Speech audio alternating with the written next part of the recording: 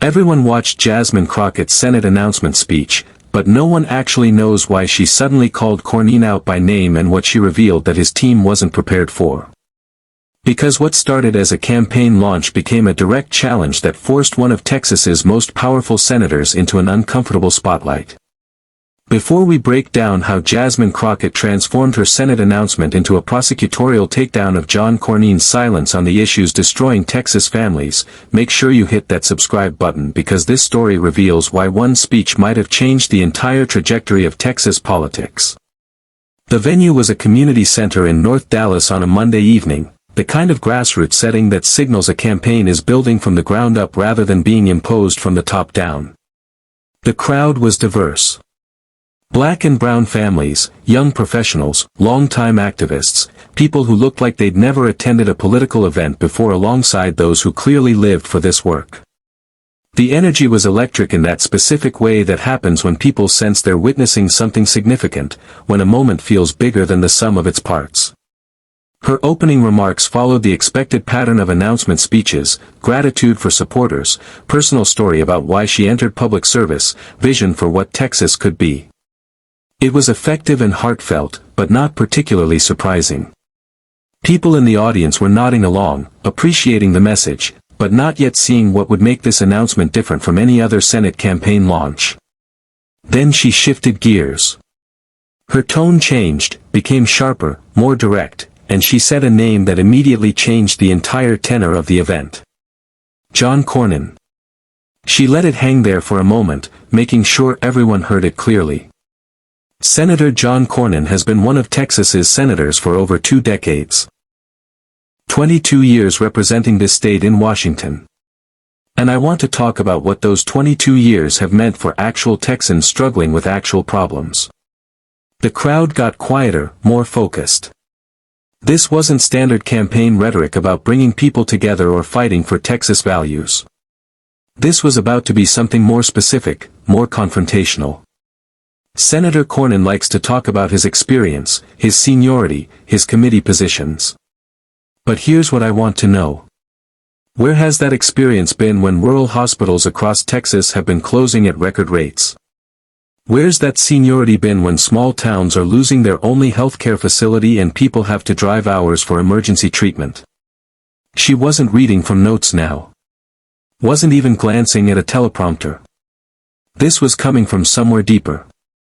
The accumulated frustration of watching problems get worse while the people with power to address them did nothing. We've lost more rural hospitals in Texas than almost any other state.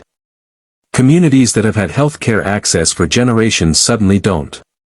And Senator Cornyn, with all his power and influence in Washington, has done what exactly? Has he fought to expand Medicaid so these hospitals could survive? Has he championed rural health care funding? Has he done anything except watch these hospitals close and these communities suffer? The questions were rhetorical but powerful, each one landing like an accusation that demanded an answer. She moved to her next target without pause. And while rural Texans are losing healthcare, parents in our cities and suburbs are sending their kids to school every day with a knot of fear in their stomachs. Will today be the day? Will today be the day my child's school becomes another statistic? As Republicans have flooded our streets with guns, have made it easier to get a weapon of war than to vote, and now our kids practice active shooter drills like they're practicing fire safety. Her voice carried genuine anger now.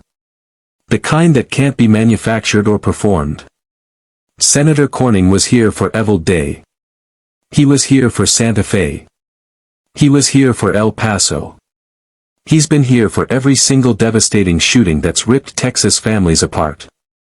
And his response has been thoughts and prayers and the absolute minimum legislative action he could get away with before going right back to taking money from the gun lobby. That's not leadership. That's cowardice wrapped in a suit. The word cowardice hit hard and she knew it. You don't usually call a sitting senator a coward in your announcement speech unless you're prepared to fully commit to that accusation. Crockett was committed. John Cornyn has no guts to stand up to Donald Trump. None. When Trump's policies hurt Texas, Cornyn is silent. When Trump's tariffs destroy small businesses and drive up costs for working families, Cornyn nods along. When Trump attacks Social Security and Medicare programs that millions of Texas seniors depend on, where's John Cornyn? Standing up for his constituents or standing behind Trump, hoping nobody notices? She was building now. Each point connecting to the next, creating a comprehensive indictment of Cornyn's record.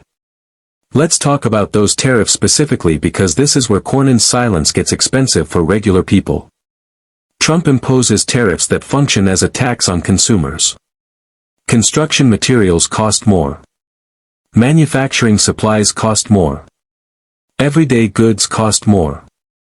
Small business owners in Texas are getting crushed by these policies. And Senator Cornyn, who loves to talk about being business-friendly and supporting economic growth, won't say a word against them because Trump might tweet something mean about him. The crowd was fully engaged now. Some people nodding vigorously, others looking angry at the litany of failures being described. Crockett pressed on. This is what 22 years of John Cornyn has gotten Texas. Rural hospitals closing. Kids practicing how to hide from shooters. Costs going up while wages stay flat. And a senator who won't stand up to anyone in his own party, no matter how much damage they're doing. That's the record. That's what we're running against. But she wasn't done, because there was another powerful Republican in Texas who'd earned her attention. And then there's Greg Abbott, our governor, who can't seem to stop saying my name. Greg Abbott talks about me constantly, mentions me in speeches, brings me up in interviews. You want to know why? Because I speak to all Texans. I speak to the people he spent his career trying to silence. The transition to Abbott was seamless, and it revealed something important about her strategy. She wasn't just running against Cornyn. She was running against the entire Texas Republican power structure that had failed the state. Greg Abbott took over Houston ISD, took over an entire school district, removed elected school board members, imposed state control. Why? To punish black and brown communities for voting the wrong way. To show what happens when you don't support his agenda. He turned education into a weapon of voter suppression. And John Cornyn said nothing. She connected the two Republicans explicitly, making sure voters understood they were partners in the failure she was describing. Abbott closes voting locations. Cornyn doesn't object.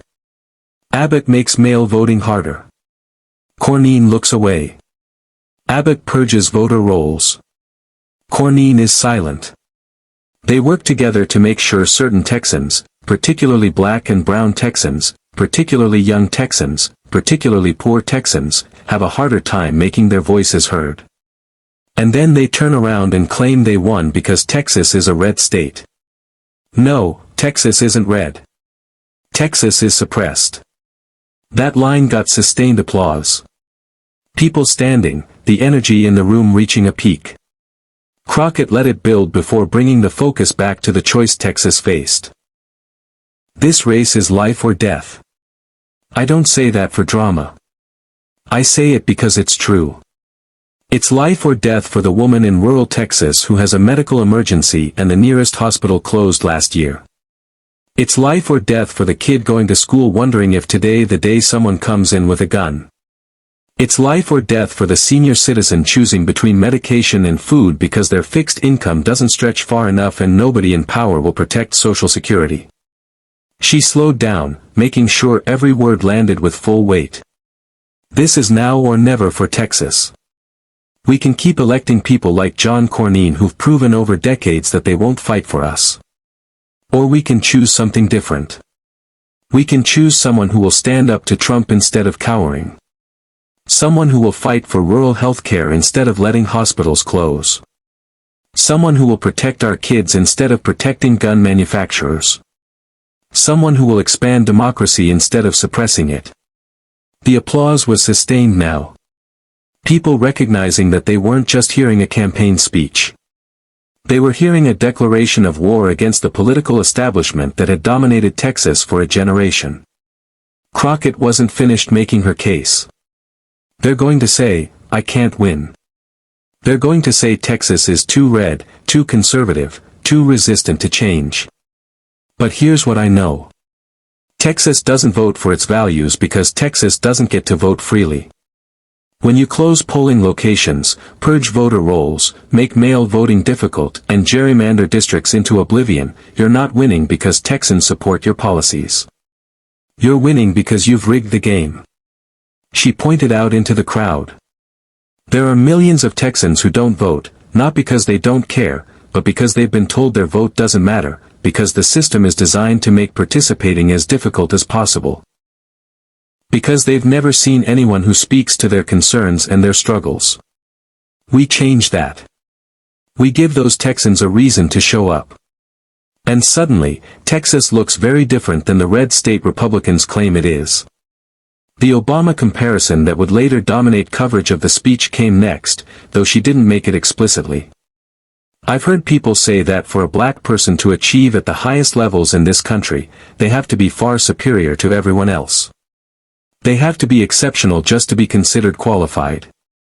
Well, let me tell you something. I'm prepared to be exceptional.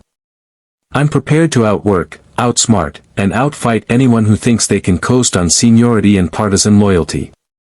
John Cornyn has experience. I have excellence. And in this race, excellence is going to win.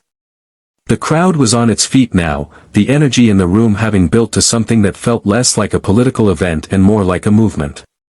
Crockett used the momentum to drive home her closing argument. Greg Abbott keeps mentioning my name because he knows what I represent. I represent every Texan he's tried to silence, every voice he's tried to suppress, every community he's tried to control. John Cornyn won't stand up to Trump because he's afraid of losing power.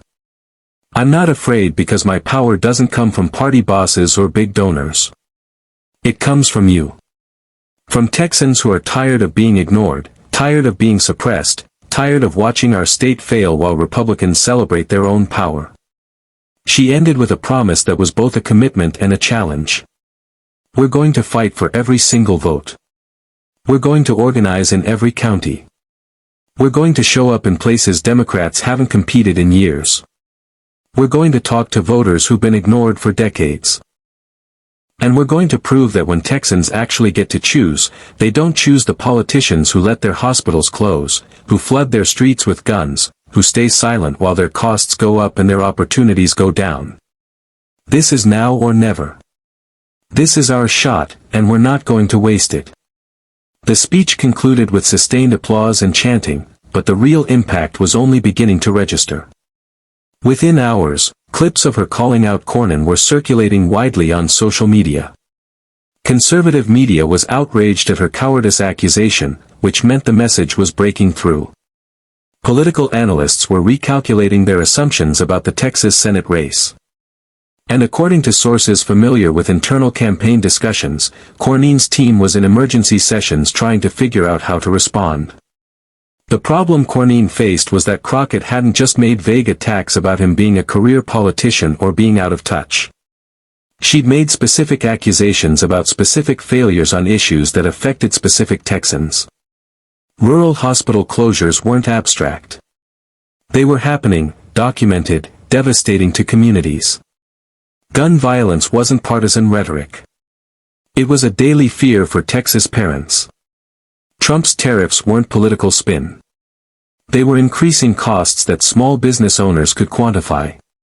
Cornyn couldn't just dismiss these as partisan attacks because they were based on his actual record and his actual silence on issues where Texans were hurting. According to multiple political operatives speaking on background to reporters covering the race, Cornyn's team was particularly concerned about how Crockett's message was landing with exactly the voters Republicans had assumed wouldn't participate. Young voters energized by her directness. Black and Latino voters who saw someone willing to name the suppression they experienced. Rural voters tired of being ignored by both parties, but finding something authentic in her anger about hospital closures. These weren't demographics Cornyn had needed to worry about in previous races because turnout among these groups had been low, and what turnout existed hadn't been organized effectively. Crockett was promising to change both of those things. The Obama comparison that analysts seized on wasn't just about race or barrier breaking. It was about the coalition-building strategy. Obama had won by expanding the electorate, by bringing in voters who'd been dismissed as unreliable or unreachable.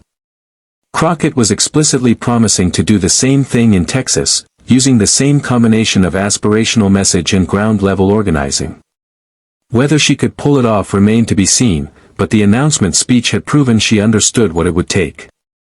For John Cornyn, a senator who'd never faced a truly competitive general election in his 22 years, Crockett's announcement represented something he hadn't dealt with before. An opponent with nothing to lose, everything to prove, and the skills to make the race about his record rather than partisan abstractions. His silence on the issues she'd raised wouldn't work anymore. His experience wouldn't intimidate voters who were living through the failures that experience had produced. His seniority wouldn't impress Texans who were asking what he'd actually done with all that time in Washington. The 2026 Texas Senate race had just gotten significantly more interesting. And it had happened because Jasmine Crockett decided her announcement speech wouldn't be about her. It would be about the Texas that John Cornyn had failed and the Texas she promised to fight for. If this breakdown of how Jasmine Crockett's Senate announcement became a direct challenge to John Cornyn's record showed you why some campaign launches transcend typical political rhetoric, hit that like button and subscribe for more analysis of the moments when new candidates redefine the terms of political competition. Drop a comment telling us whether you think Crockett's direct confrontational approach helps or hurts her chances in Texas. And share this with anyone who wants to understand how underdogs challenge powerful incumbents. Your engagement helps us keep covering the campaigns that might actually change the political